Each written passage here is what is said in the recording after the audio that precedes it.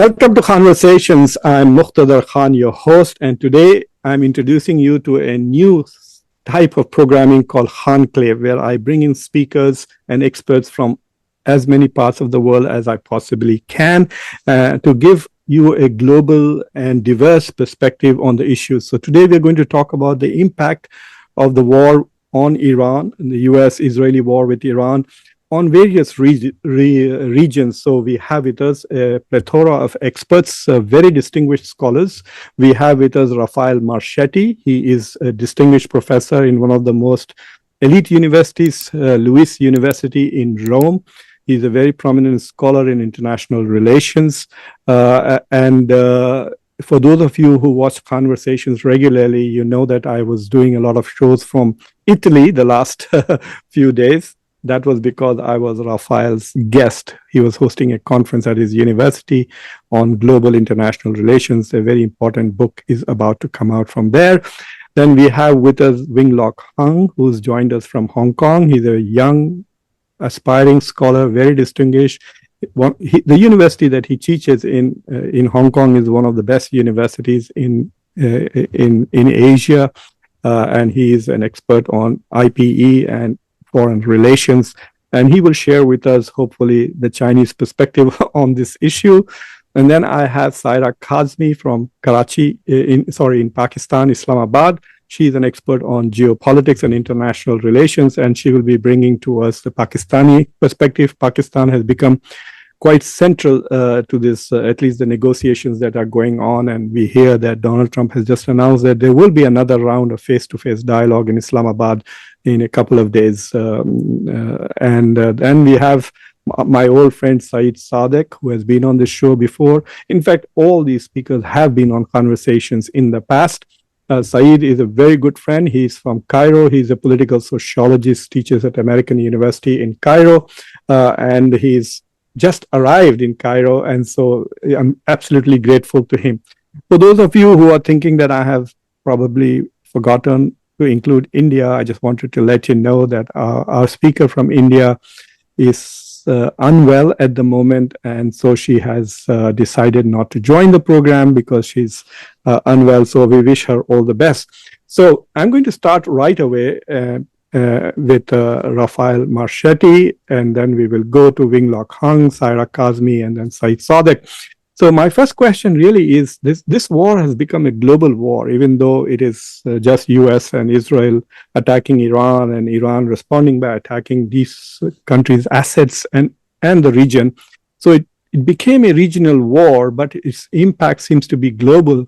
How is it affecting Europe and Italy, Rafael? How do you see from Rome what the bigger implications of this war are? Good afternoon. Thank you, Muqtedar. Well, I would say there are three dimensions that are particularly important in the Italian and European wide debate: the political, the military, and the economic dimension. Politically, most of the country sooner or later condemned the intervention, the attack. This is considered illegitimate with reference to international law, and international law in Europe is still relevant. So politically, there is no appetite to back and support this intervention. At the same time, of course, European member states and countries have a strong alliance with the US, so it's a kind of, yes, we criticize the intervention, but at the same time, we don't want to break the relation with the US totally. Of course, Trump threatened us, all Europeans, with harsh revenge because we didn't support the attack militarily. So there was this half and half situation, criticizing, but at the same time, unwilling to break totally the relation with the US. Militarily, there was no appetite to support it, despite the fact that a few days ago there was a meeting in Paris setting up a peace building or kind of demining possible initiative in the Gulf after a peace deal is signed.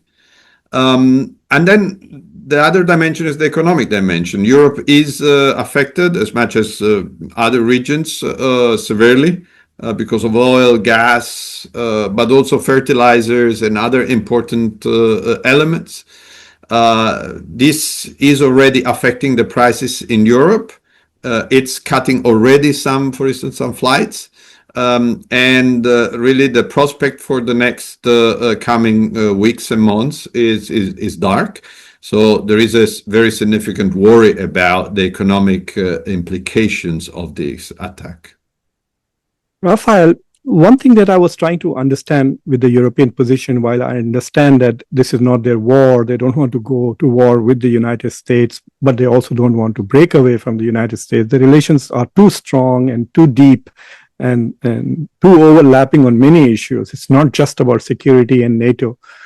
But is this, in the past, what Europeans did when they didn't like what America was doing was to say, oh, we support you, but not actively participate. But this time, I think Europe is trying to deny Donald Trump any legitimacy.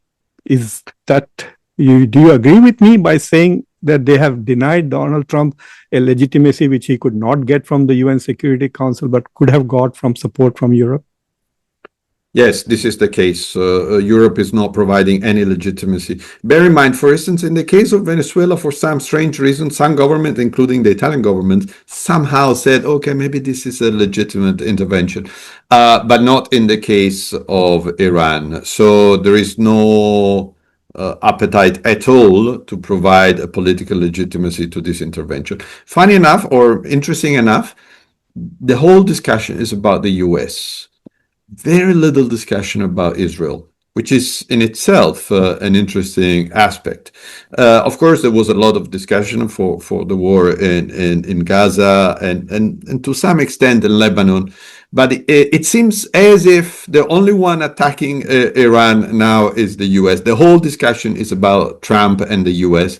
Very little about Netanyahu, who is, in fact, I mean, according to many European analysts, really the primary source of this.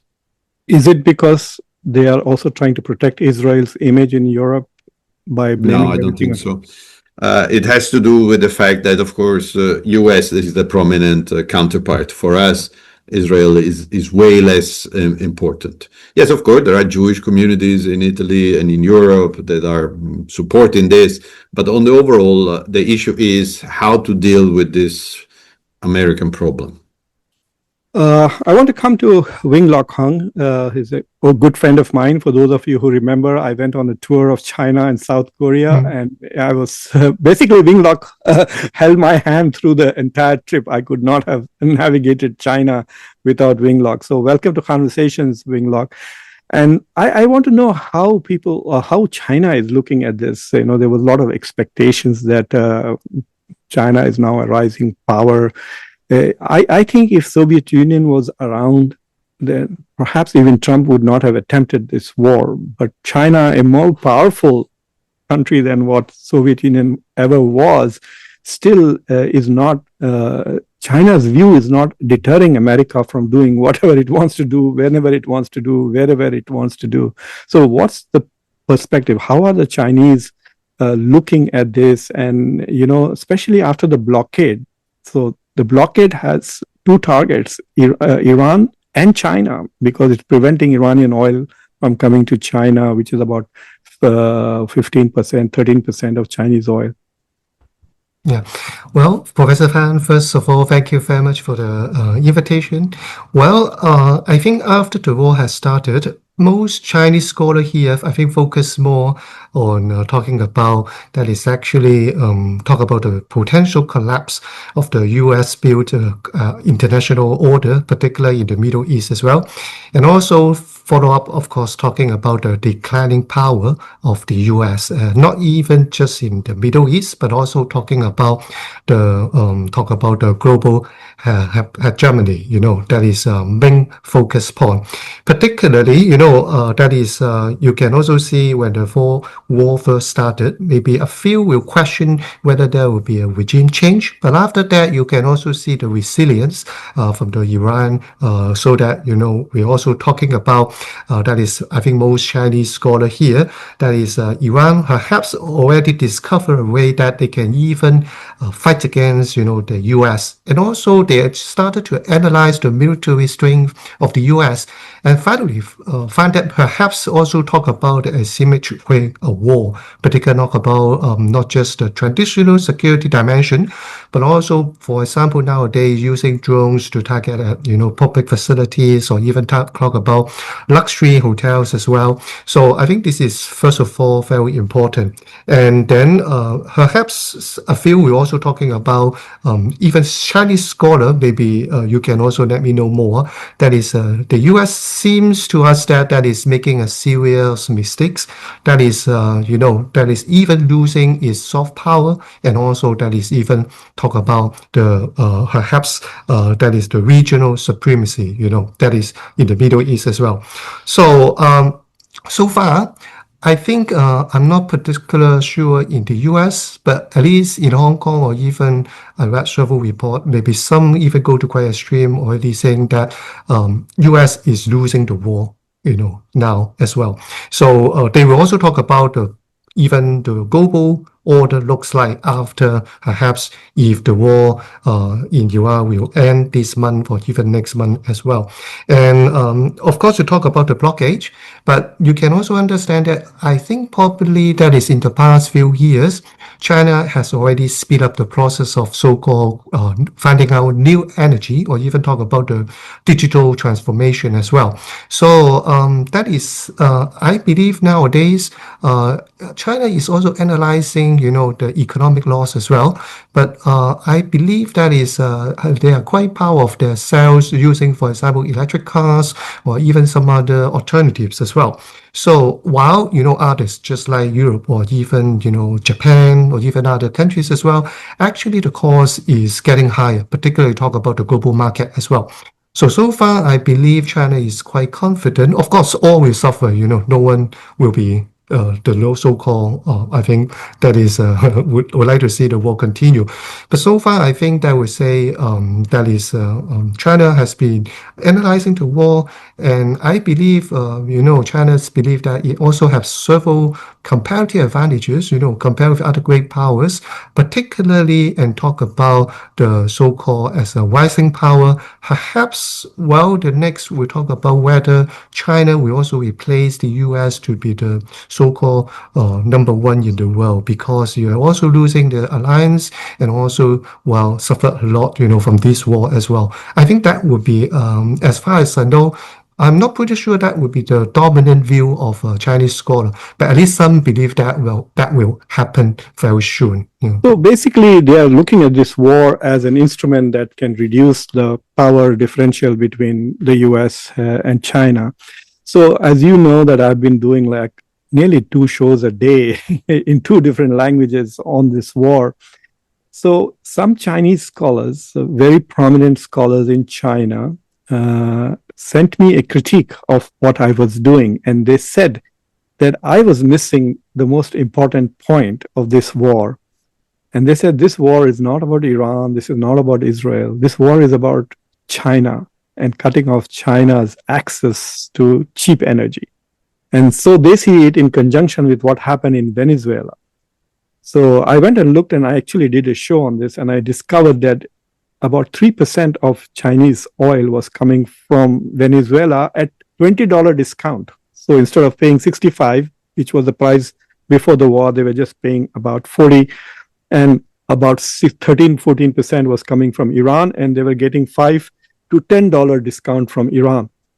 So this Chinese scholar who was criticizing me, he was saying that, Dr. Khan, you're missing the point. I think America is trying to cut off China's access to cheap energy so that the manufacturing advantage that China has over Europe and the US will become less.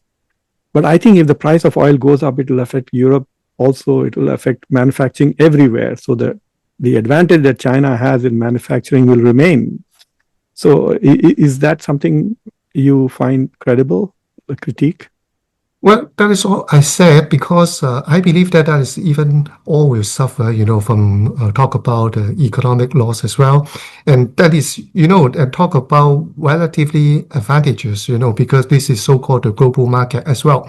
So in the end, I believe, because you're talking about cutting the cheap, energy supply, but actually it happens to all other major powers as well. And so far, you can also see that's why, in the past few years, China has already speed up, using alternative rather than talk about oils or as well. So I believe, that is, that's why, as I said, some Chinese scholar also said they even didn't understand, perhaps if that is targeting at China, maybe the US also making a series of mistakes. But that is, of course, the US side. Yeah, some Chinese scholars quoted Napoleon, Rafa, who said that Oh, when your enemy is making a mistake, don't disturb him. Don't yeah. interrupt him when he's making mistakes. So I want to come to Saira in Islamabad. Saira, Pakistan is having a honeymoon time in geopolitics. It has suddenly become quite central. I want to know, is Pakistan's view, because I think Pakistan is kind of stuck geopolitically because it is aligned with Saudi Arabia in a defense agreement. And if this war continues, which it could if Donald Trump, messes it up, because there was an escalation in spite of the ceasefire through the blockade. So if the talks fail and the war begins, which Donald Trump has threatened just today, what happens to the Pakistan's role as a mediator and negotiator if Iran again starts attacking Saudi Arabia? Like, how do you see this role of Pakistan, aligned with Saudi Arabia, but also trying to be the mediator? Thank you so much, sir, for having us today, and thank you so much for bringing all of us on the same table. This is what Pakistan is doing today. When it comes to the actually, when it comes to the Pakistan's honeymoon period, definitely I would love to start from that point actually. Before May 2025, there were different narratives were prevailing in the world about Pakistan. If you know about Pakistan, like Pakistan is a country that is in a permanent chaos, that is in a permanent emergency. Pakistan, debt crisis, political turmoil, and especially more it was very for Pakistan, that Pakistan IMF dependency, and some sort of the narratives were going on. So I don't know why the world could not make a rational analysis and reached a justified conclusion that Pakistan, it's okay, Pakistan economically was not doing very well, and Pakistan was not only the country that was taking the help from that was taking the funds from IMF. There are many other countries, and there are many prominent countries, but at the same time, in September 2024, when Pakistan signed $7 billion agreement, IMF extended fund agreement, soon after 1 month, Pakistan hosted Shanghai Cooperation Organization Summit in Islamabad and brought Central Asian governments, Iran, Russia, India, on the same table. So at the same time, when Pakistan was negotiating discounted crude oil from Russia, at the same time Pakistan was involved in phase 2 discussion with China for CPC phase 2 for $62 billion project. So at the same time, when Pakistan's Prime Minister is in the Beijing, same time he is in the Washington, in Ankara, and in Riyadh. So this is I don't think so that this isn't these things are not new for Pakistan. When it comes to the dialogue, Pakistan have been Pakistan negotiated by America and China issue in 1971. Pakistan Pakistan negotiated America-Afghan issue, Pakistan significantly helped America to leave and to go from Afghanistan. So this is in international relations. This is a theory of international relations that is called strategic autonomy. In a small state maintain its position while addressing the issues of the major power.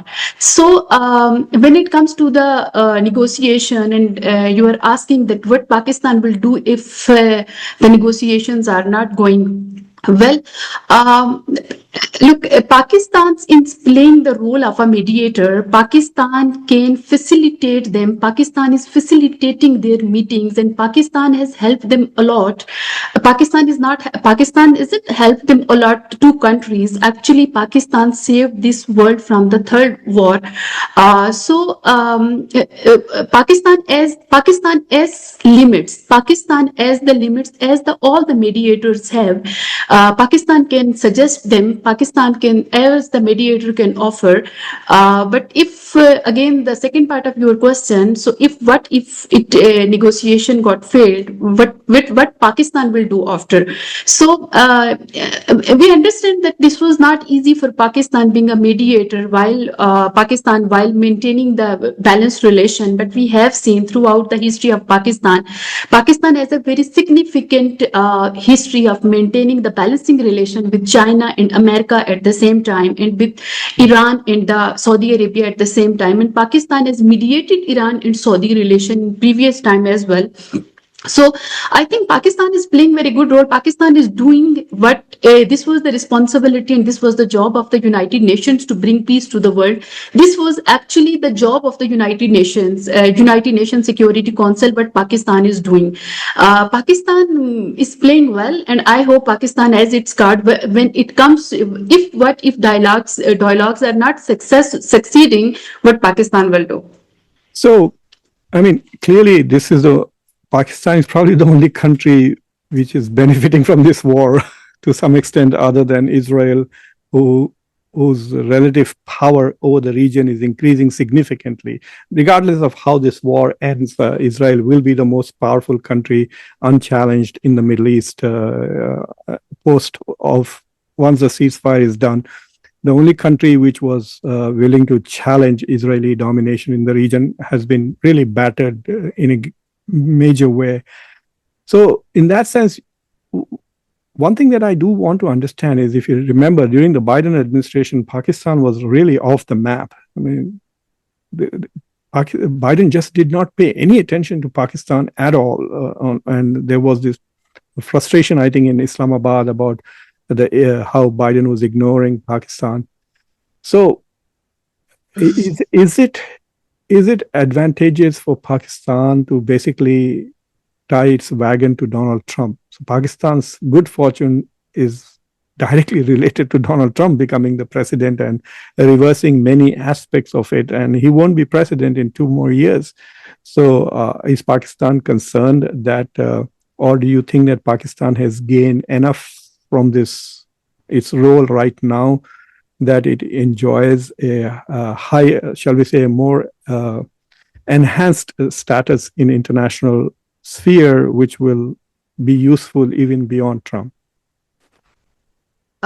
Pakistan, being a Pakistan because of its geographical location, because of Pakistan's geopolitical position, not only during the Joe Biden duration. I remember when Mr. Trump came for the first time in the Oval Office, and during his, I think his first address, he said that Pakistan is safe havens for the terrorists. So I remember that during the Trump era and during the then Joe Biden era, things were not good between Pakistan and global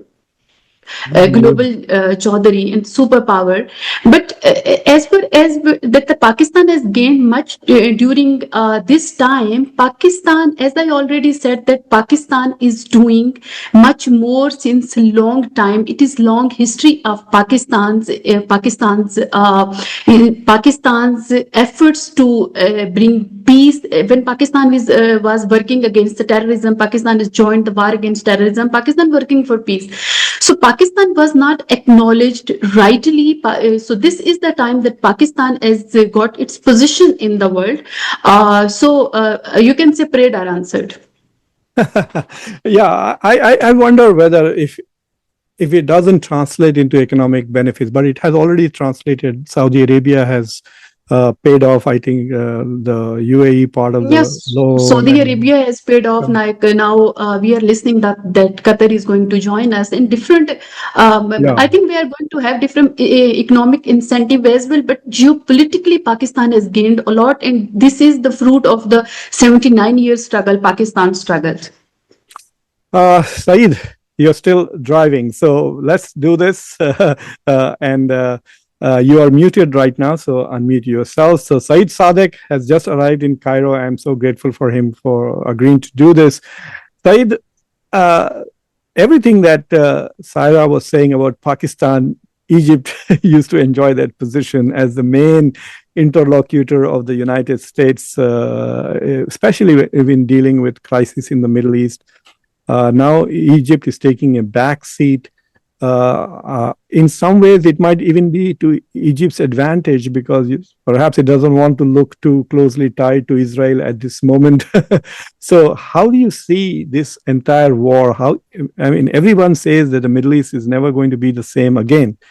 And how does this impact Egypt, and how do Egyptians basically think of this war, Saeed? Thanks very much for the invitation and greetings to all my colleagues in this panel. As you know, Egyptian foreign policy since the late Mubarak began to shift toward more domestic issues. The foreign policy under President Sisi is more concerned with the economic development. Somebody pays the debt, attracting investment, so less interest in getting involved in any hot militant politics. In fact, even before this war erupted, Egypt hosted the foreign minister of Iran and coordinated that he meets the head of the IAEA, the International Atomic Agency in Cairo. They tried to mediate all this tension that was rising. Again, the motivation also is Egyptian economic interest. The number one source foreign currency for the Egyptians, $41.5 billion a year, comes from 5 million Egyptians in the Gulf. If you look at tourism, I get only $16 billion. The Suez Canal since Gaza conflict and the Yemeni house is now, you used to get $10 billion. Today, we are lucky if we get $30 million. So if you want to understand Egyptian foreign policy, you have to look at the economic interests they are after. So it was not in their interest that there is a Gulf. They always looked at the Gulf to save them fast cash, if they want investment. And so all of those factors made Egypt work trying to mediate. And that was taken by the Gulf state that we are taking sides with Iran, which is not true. When the revolution in Iran erupted in 1979, Egypt hosted the Shah of Iran. He is buried in Egypt, Cairo.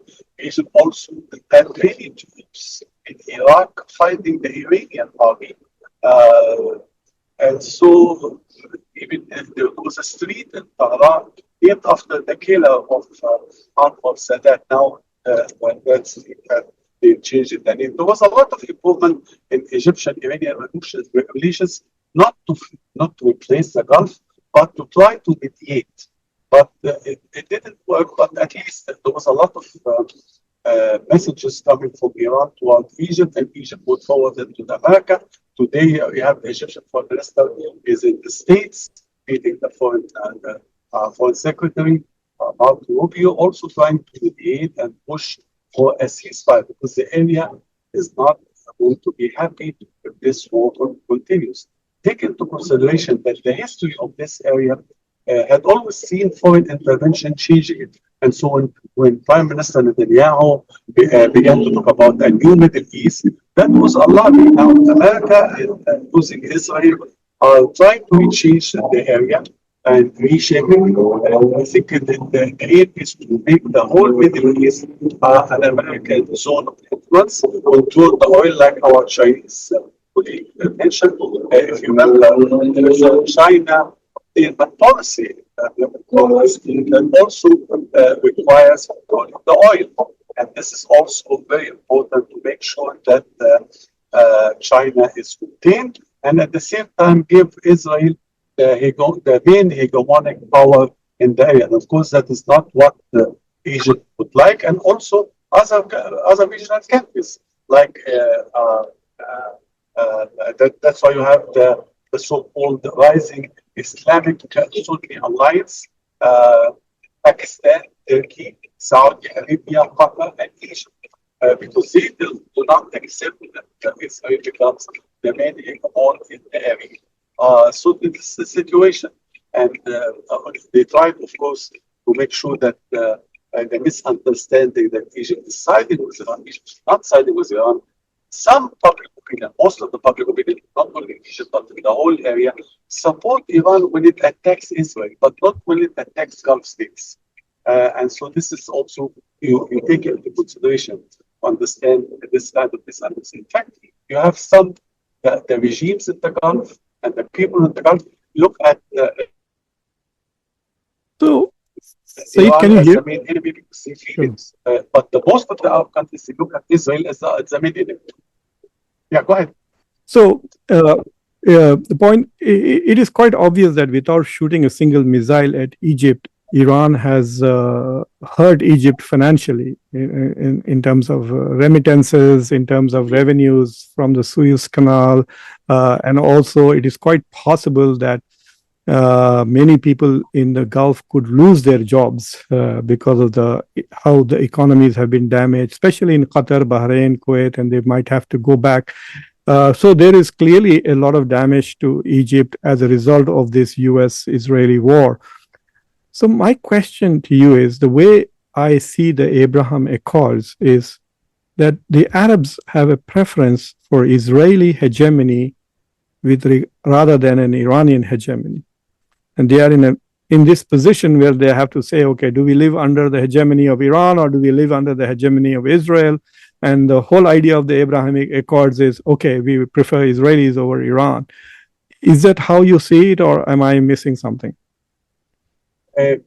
Our public opinion always look at Israel as a number one enemy. But of course, what happened in the Gulf, and they saw that Iran is attacking them. Of course, they look at Iran as also a danger. Is it a replacement? I mean, do we like an Iranian hegemony instead of Israeli hegemony? No. They just there is this public sympathy with Iran. This is the center of resistance that is fighting the American and Israeli at the same time. So they look at them as something very. I mean, this is the legacy that we will have in the Middle East, that Iran will remain the only real revolution that stood against the Americans and the Israelis, whereas our Arab regimes were all, could not do anything. And that's what it continues. That's what we are seeing. We don't see that Iran is going to replace anybody. Iran has been destroyed economically, militarily, and so this is very clear. We don't see that it will be in the future. But if the Americans reach a kind of a settlement with the Iranians, that can be problematic for the Gulf states and Israel. The Gulf states have benefited from the fact that Iranian oil is out. Yeah. And now if the Iranian oil is back in the global market and they have enough money for reconstruction, this is not the case with a country like Syria that depended on the Saudi and Qatari fund for reconstruction. So the Syrians, of course, are worried today what would happen to them if the Gulf states would invest more money on the reconstruction of their own oil installation rather than Syria. That is going to be problematic for them. Also, Gaza. Gaza was supposed to get money also from the Gulf. it is not coming now. There are other priorities that are emerging now for the Gulf states that they have to look at what is happening in their own backyard rather than go far away. So this is the situation. Uh, I want to come back to you, Rafa. And there's one side story that is going on, which is this battle between Donald Trump and Pope. I don't know whether you follow American media that closely, but Sean Hannity, a very right-wing host on Fox News, announced in a very dramatic fashion that as of today, he's not a Catholic anymore. So there is a lot of hate towards the Pope that is being expressed from right-wing MAGA. Even though, if you notice, the Trump administration is dominated by Catholics. J.D. Vance is a Catholic. Marco Rubio is Catholic. Kennedy is Catholic. Even Caroline Leavitt is Catholic. So there are a lot of Catholics in the administration, but they are put in an. So, are you surprised by the Pope and how resolutely he's standing up to Donald Trump? Is there a strategy behind it? Is he fighting for Christianity? Like, what is this? I'm quite surprised. I mean, I'm very happy, especially the fact that he's an American on top of that. So there's a sub-theme, I think, that is irritating Donald Trump more because he is an American who is not listening to him. So how do Europeans see this, especially Catholic countries like Italy? Well, the attack was surprising. The fact that the Vatican is criticizing US policies, this is not novelty. Even with the previous Pope, for instance, the condemnation in Gaza was very clear. And to some extent, so there is a continuity from the previous Pope to the current Pope. Their position, for instance, on Gaza and Lebanon has been always the same. I mean, it has not changed. So what has changed is the reaction from Washington. Now, that was surprising. Now, why was that? I mean, clearly the Pope expresses a certain public opinion in Europe. While the governments, I told you earlier, are a bit half-half. I mean, they criticize this, but not too much. They don't want to break up with the US. Think about that. The first official reaction from the European Union was to criticize the Iranian reaction against the Gulf countries. Not to criticize the US attack, but criticize the reaction. But anyway, so European elites are a bit, and policymakers are a bit half-half, but public opinion, no, it's very strongly against the US. So to some extent, I think that attacking the Pope is also an attempt to conquer Rome to some extent.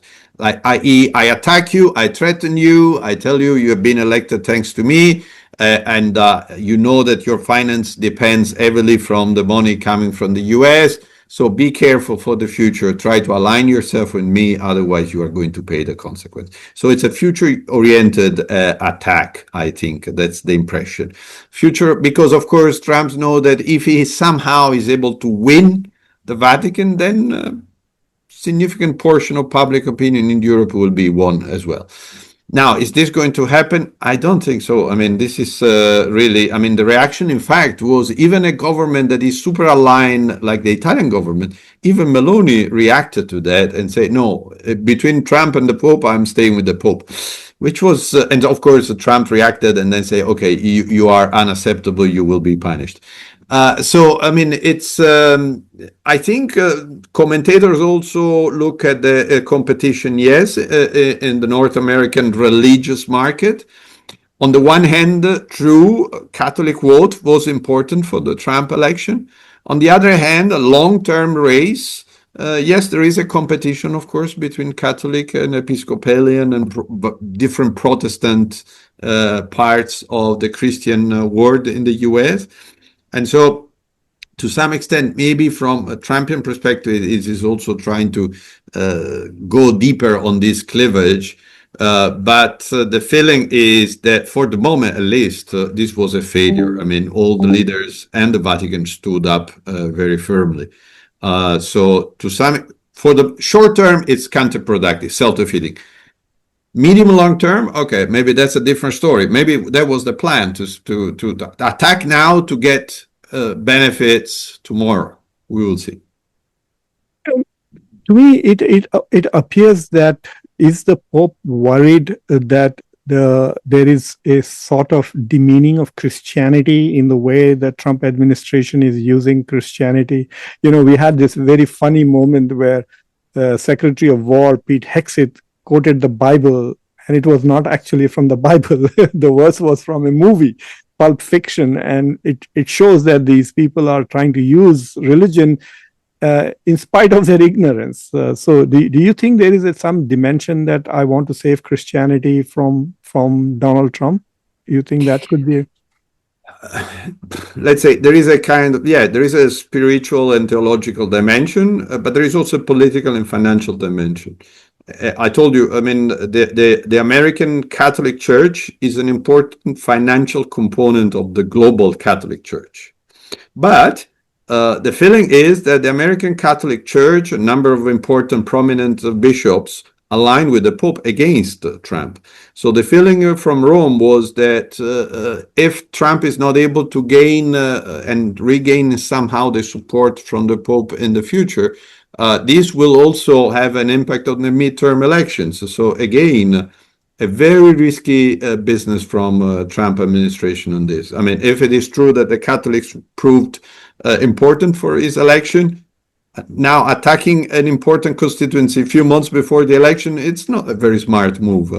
Unless you are able that you are going to win them in few weeks, their support. But this is not the perception. Recording in progress.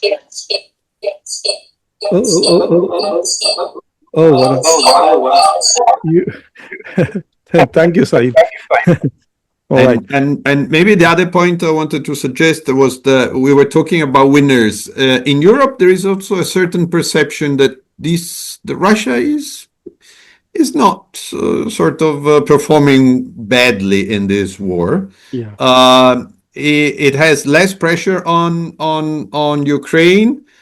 Trump suspended some sanctions. There are a number of important oil companies in Italy saying we need to start buying again oil and gas from Russia. So Russia, at the end of the day, may get some important gains out of this. Well, Russia right now is selling without discount to most countries. And there's a lot of rumors going on in the US that Trump is trying some back channel discussions with Russia through Belarus. And it is quite possible that he's going to completely abandon the Ukrainian cause and make some kind of an agreement. And that would be very, I think for Europe, it will be quite a problem. I think that would be a betrayal of Europe. Don't you think so?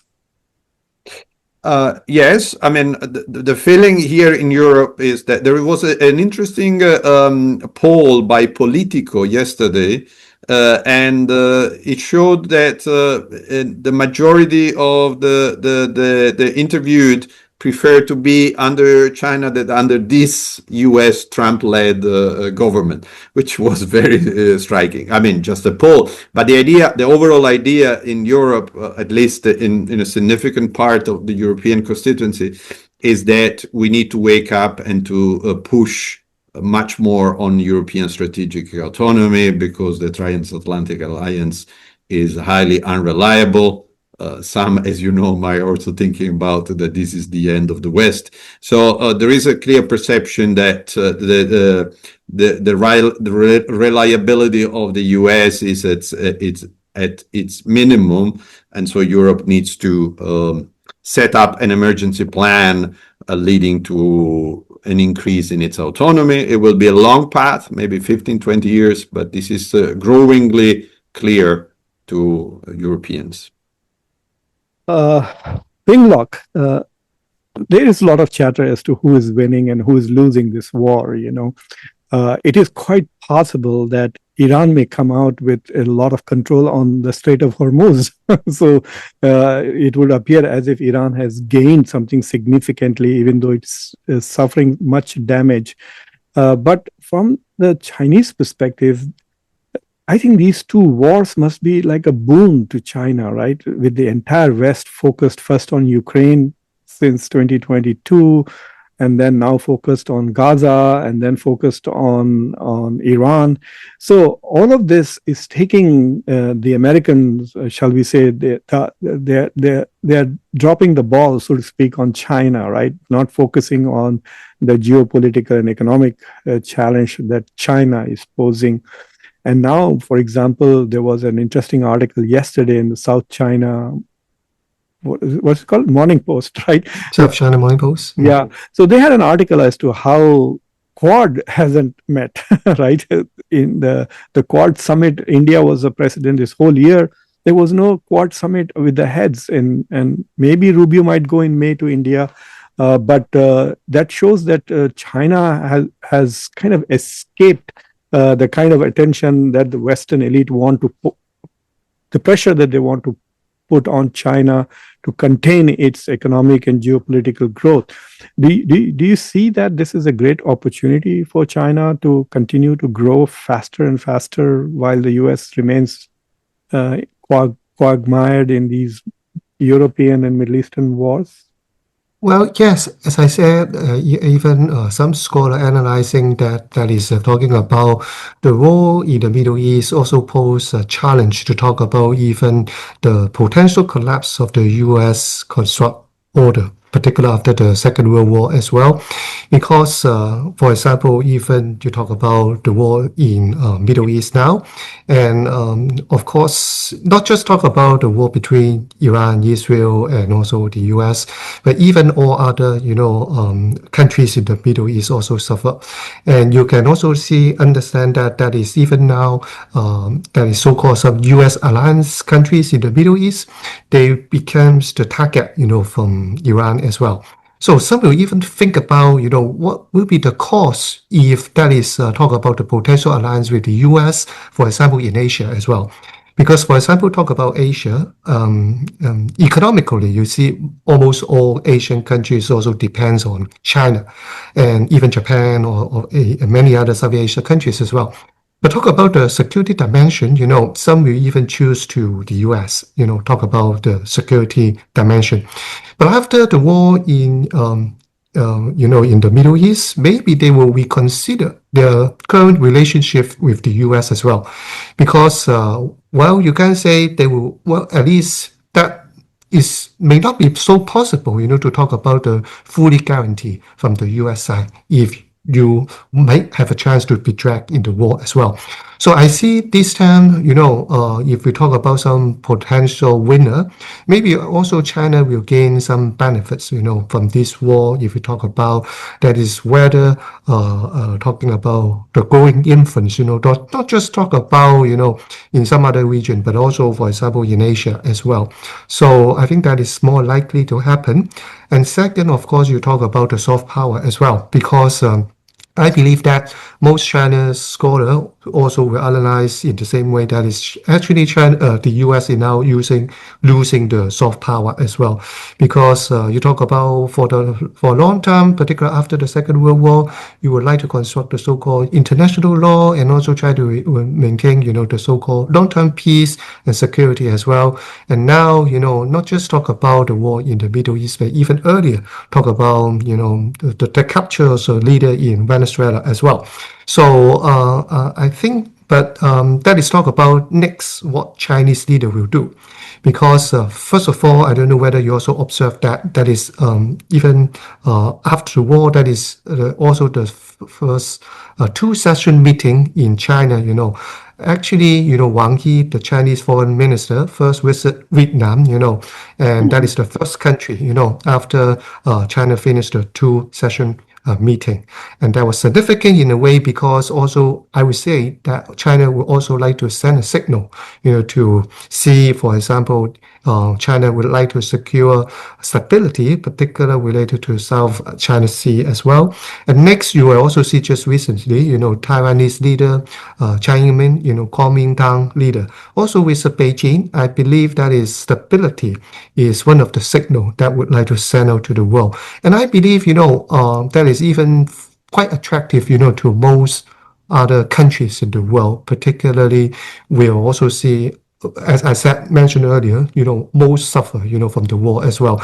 So I think that would be very likely, that is, if we would like to say, if you also believe in great power competition, and some will even say that may be a very critical, moment. That is whether China can fully gain from this, war, and also see obtaining more and more that is support from, for example, traditional American alliance. Because to me, I think that is much more important. That is, we talk about Belt and Road countries. China already gained much support, even since 2013 when Xi Jinping first initiated the Belt and Road Initiative. But to most talk about traditional Western allies, that is a big question mark in the past. But now after the war, I think, you can also see some maybe also will think about whether they will also talk about, more close to China as well. So this is my personal view. Yeah, I think it was just this week that Sanchez of Spain signed several memorandums of understanding with China. I find from a philosophical perspective, I think we talk about the global order after World War II, but I think there was a break and slight changes in the global order after the collapse of the Soviet Union, where the US enjoyed a unipolar moment in 1991. So I think the order that was established after Clinton became president, so from 1992 onwards, the biggest beneficiary of the global order is undoubtedly China. Nobody has benefited. So why would China want this global order to change if it is the biggest beneficiary from this order, right? It should be in China's interest to help the United States maintain the order that has made China such a rich and powerful country. Well, you are talking about even a relatively long period of China joining the new world order as well. You're talking about in the early 1990s, that would be perhaps talking about the early phase, of China joining the new global order. But of course, later see, you can also, at that point, China was not the second largest economies in the world, but now that will be totally different story. But you can also see, while China has been gaining more economic power, perhaps China would also like to gain more political or even other power as well. So not just talking about, that is in the economic dimension. If you also look at, for example, the establishment of AIIB, that is also talking about whether as an alternative, to the World Bank, also IMF as well. Because, China, I also agree that actually China benefit a lot, particularly after joining the WTO, in 2001 as well.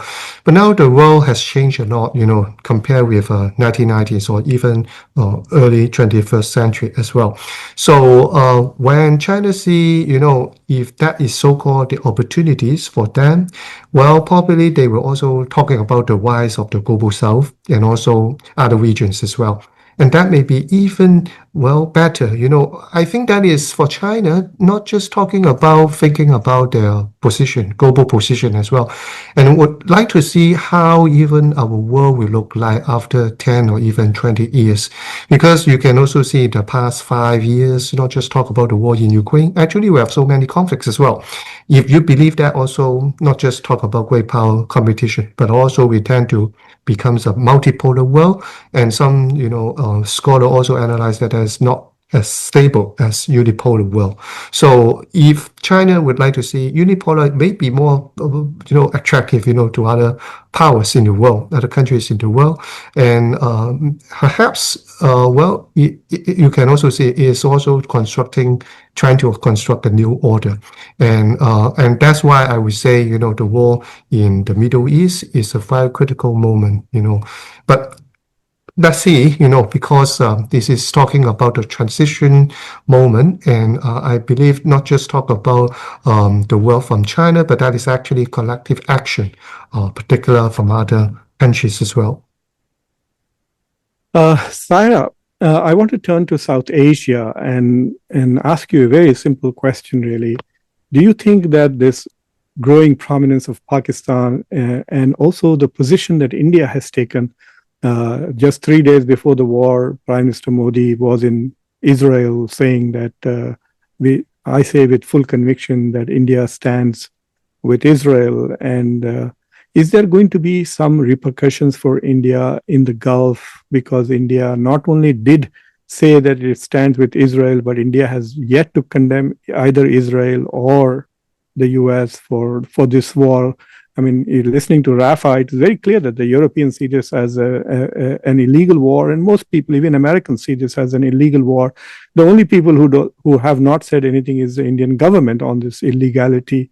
So is there going to be a price for India to pay in the Middle East? And do you see that the balance of power between India and Pakistan has changed a bit because of the growing diplomatic clout of Pakistan and India's marginalization a little bit because of this war?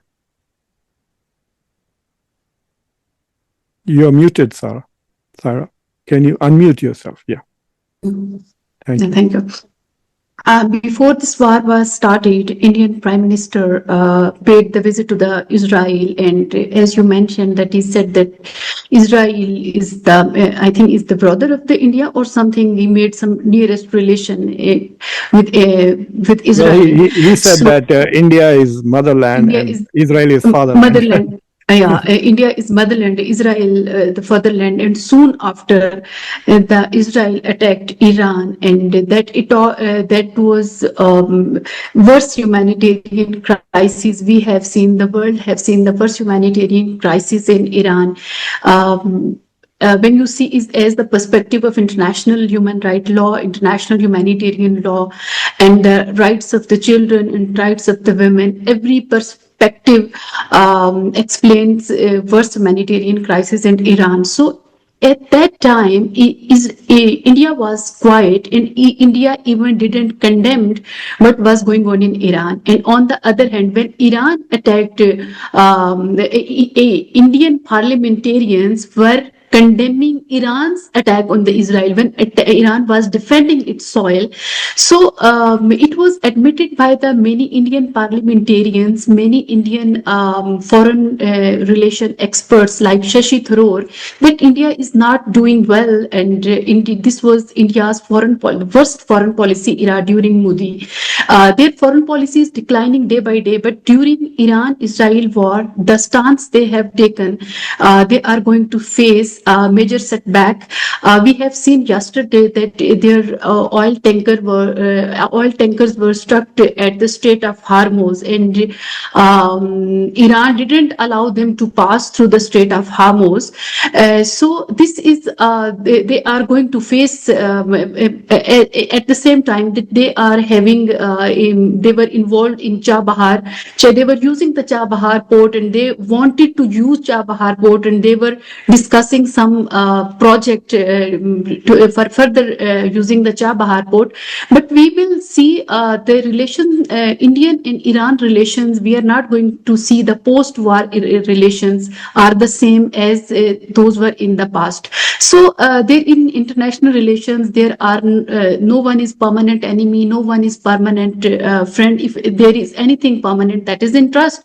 So if tomorrow it will in the best interest of the Iran or India, they will coordinate and they will engage in the terms again. So this is possible in international politics. When it comes to Pakistan, that Pakistan is going to enjoy, or did Pakistan balance something in South Asia?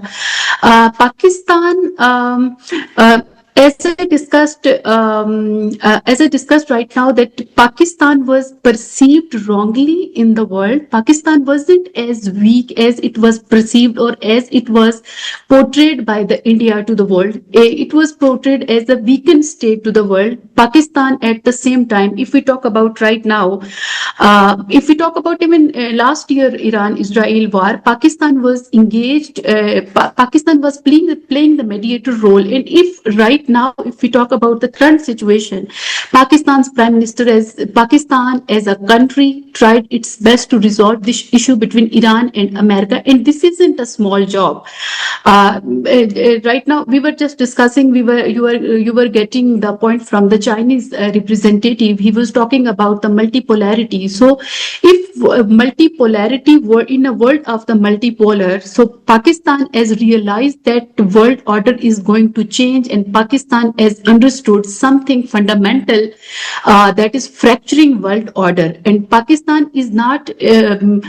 Pakistan wasn't weak. Pakistan is not dependent. Pakistan is actually, this is actually a doctrine. So Pakistan's role in current era, Pakistan's role, the Pakistan's prime minister have been in 3 countries. Yesterday came back. Pakistan's military leadership was in Tehran for the 3 days, and Pakistan's military leadership made Iran agree to open the Strait of Hormuz.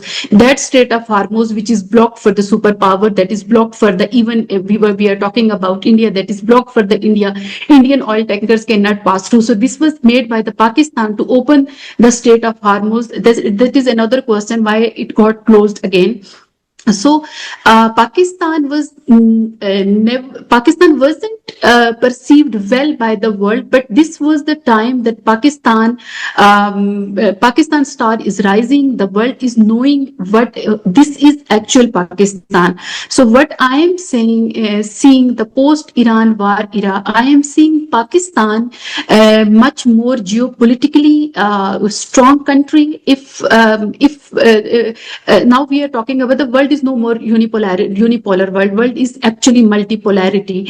So in a multipolar world, Pakistan will play a central role. In a multipolar polar world, the different great powers, they need some polycentric country to agree on. Russia has good relation with Pakistan. Russia is they are good. We have good relations in Russia. Pakistan is liked by the United States. Pakistan is enjoying very good and cordial relation with China. So when Pakistan is near to big 3 superpowers, so Pakistan is going to enjoy the good position in post-Iran war. So when it comes to the Indian foreign policy, it is not about only about America or the issue of the Iran-Israel. We have seen that India has a good relation with its neighboring country. When you see the Bhutan, Maldives, Pakistan, China, Bangladesh, so who is left in Indian neighbor country? India has good with India has good relation. But to push back a little bit on that, in the last 2 years, Pakistan has had a military conflict with India, with Afghanistan, and also a military exchange with Iran. So I want to turn to Saeed. Welcome back into your beautiful study. One of the sub-themes that is going on in the Gulf is that being friendly with the United States did not prove to be safe. So, in fact, this whole idea that having American bases, which were supposed to make you feel safe, have made you the magnet of the attack. They became the exact opposite. There's also a perception that the US has not done enough to protect these countries, and the US seems to be only interested in protecting Israel, but not its other Arab allies. So, is there a realization in the Arab world that America is just Israel's friend, but not really a friend of other countries? So what is the alternatives? Like Qatar seems to be having second thoughts about its relation. But the problem with Qatar is it was friendly with Iran, but Iran still attacked it. It was friendly with the US. US didn't do much to protect it. So the security dilemma is extremely, extremely sharp for the poor Gulf countries. Do you see, I mean, there's also the possibility that they might decline economically as a result of this war because of instability. Like, would you want to buy an apartment now in Dubai? I don't know. So how do you see the dilemma of the Gulf going forward? Even if we have a ceasefire and the war ends, inshallah, at the end of this week? The sound, you hear me well? You hear me well? Yeah, I can hear you well. the Saudi and the Americans had an agreement in 1945 that the Americans would protect the oil. And then when the revolution in Iran 1979 erupted, the issue about Gulf security began to rise and began to be a big problem. And then it proved it when you had the Iraq invading Kuwait and you had a big international coalition, the Americans led it. And ever since that time, there were many attempts that regional powers would protect the Gulf. There was something called the Damascus Declaration. Countries, Egypt and Syria, would get money and send troops to the Gulf. The Gulf said, no, we will take American bases. The American bases, since last year, not in the recent war, but in last year when Israel attacked Doha to kill Hamas, and the American failed to protect them. There was this concern that the Americans have a priority, which is Israel, not the Gulf. Immediately, the Saudis signed a defense treaty with Pakistan. And I think after this war, they don't have really alternative. They have to stay at least in the short term with the Americans. They may buy more weapons. They may expand the middle power alliances with Turkey, Pakistan, Egypt. But when it comes to foreign powers, there is also disappointment with Russia and China. Both China and Russia did not deliver the same assistance and protection that Israel got from the Americans. Where is the Chinese and Russian protection of Iran? The Russians said that we are so bogged down in Ukraine, we are fighting NATO. But what about China? This is their interest. So when we talk about multipolar world, where is the multipolar world in the Middle East? No, that's a very good question. That I think probably Rafa understands this. He teaches IR theory. Technically, what we mean when we say that this is a global order is that there is a structure in place, and that structure either allows you to do something and does not allow you to do certain things. If this was a multipolar world, then Donald Trump should not be able to do what he's doing, going and attacking anywhere. And then once again, today, the chatter about Greenland has started again, all over again in the US. So for the Gulf, you think that they think that because China did not do much to protect Iran, there is no alternative to the US, so they will just stay with the US? Is that what you see in the short term? I think we are expanding middle power alliances, and we will also keep the Americans and the Chinese and the Russians, but we'll keep in mind that when times of trouble, they have their own interests and their own agenda that does not protect them. If this war ends, the whole Middle East will be in the American sphere of influence, in the American zone. And that, of course, will have an impact on Russia and China. The strategy of containing China is being applied now when they control the oil of Venezuela, the Gulf states, and later on Iran. I don't know how this will happen. It depends on what happens to the regime, because the Gulf states and Israel will not, and even Trump will not allow the same regime in Tehran continue. It is impossible for them to continue. If there is a peace agreement, if a strong peace agreement between Iran and the US, then yes, you could say the entire Middle East will be in the US's pocket, so to speak, including Iran. So this is the last round of questions that I have for all of you. Only one comment, one question, like what in your way is the biggest takeaway from this war? And we will go in the reverse order. We will start with Saeed. What in your view is the biggest takeaway, one takeaway from this war for you? And then we will go to Saira, then Winlock Hung, and then end with Raphael. Go ahead, Saeed. There is so much interdependency in the world today. That's why if something happens in the Gulf, the whole world is affected.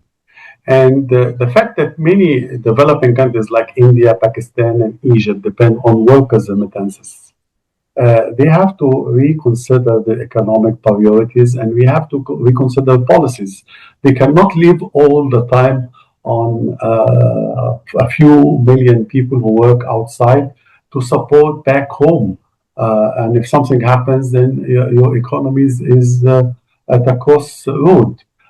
This has to be reconsidered. Also, they have to reconsider the alliances with all those superpowers because they have their own agenda, and if this agenda clashes with their interests, you are on your own. So they have to also boost their alliances. I think, like you see, there's a crisis with NATO. There's a crisis with all regional organizations, the Arab League, the GCC countries, Islamic Unity Organization. Where are those organizations?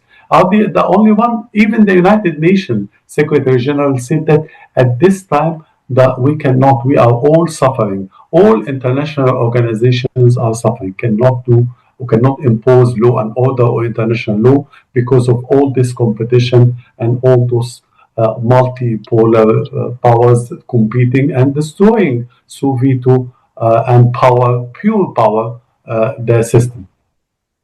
Thank you, Said. So basically, your takeaway is that this war shows how interdependent we all are. Saira, what is your most important takeaway? You are mute. Unmute yourself, please. Okay. In my point of view, if I see it from Pakistan perspective, I have noticed that we are largely dependent on the other side of the world. So when it comes to Pakistan, I think Pakistan needs to work much more on its geo-economic situation. But this was Pakistan's geo-economic position that made us that we are in very critical position. We are at once we are engaged in a strategic agreement with Saudi Arabia. On the other side, we are recently we have we refunded UAE some loan. So we need to. I think Pakistan need to improve its geo-economic conditions, and we need new alliances. We need new alliances, new economic policies. Pakistan need to make. I have also analyzed that we are very dependent on the other side of the world. We have seen that the one part of the closure of the one part of the world can block the whole world. So new organizations, regional organizations, new economic alliances and strategic military alliances are needed of the time. Winglock, one takeaway of yours, like what have you learned about, what is your biggest takeaway from this war? Well, to me, I think the biggest takeaway when we talk about that is the U.S. global hegemony will become it will not be sustainable. That is, I think, that is the biggest takeaway. And of course, some we even mentioned about the UN is no longer functioning. And you can't stop smiling while saying that. This is quite difficult to pronounce, but that is talking about, I think that is the biggest takeaway as well, because even though, some may even question about whether the UN is, no longer functioning. But actually, I also met a UN expert, I think 2 years ago in Hong Kong as well. You can't deny the fact that there are also many brilliant experts, working for the UN, and then they are actually also thinking of some other possible ways, to whether, for example, either reform or even both, to build a new organization. And that is, we must talk about, declining influence of the US, and probably not just talk about China, maybe even some other, regional power like the EU or even African Union as well, because that would be, I think, possible to see how we can even look for some alternative to maintain long-term peace and stability. But the biggest takeaway, I think, that is talk about, the declining power of the US. Raphael, how do you see this? Well, I see the US behavior as a very risky behavior.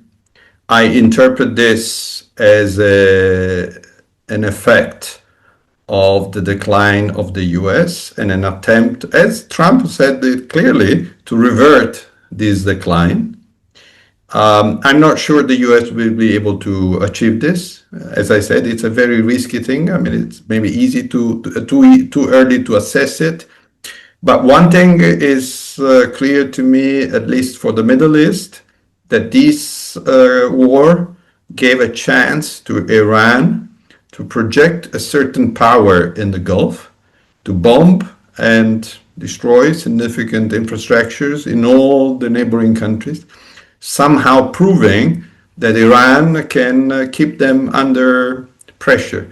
So to some extent, despite what one might think, I see Iran coming out of this conflict with some important gains. We will see what happens. Donald Trump threatened to destroy civilization, but he desperately looking for an off-ramp from this opportunity. So I think there's this is the third attempt at regime change that the US has made in the Middle East. They tried in Afghanistan, and Taliban is still there. They tried in Iraq. I don't know what to make of Iraq right now, but that's certainly not what the US was aspiring. And they wanted regime change in Iran. So this is the third time that US military power has failed to achieve its political goals. So in that sense, we could say that either the US is declining or the relevance of military power is declining in the world that we live in. But thank you very much for all of you to join me and make such interesting points. Extremely grateful. Saeed, in spite of your tiring flight back, you are here. And for Winglock, it's past midnight there, as I can see. So thank you very much. Rafa, great host for me. And Saira, thank you very much for joining. Thank you very much for being on Khanversations. And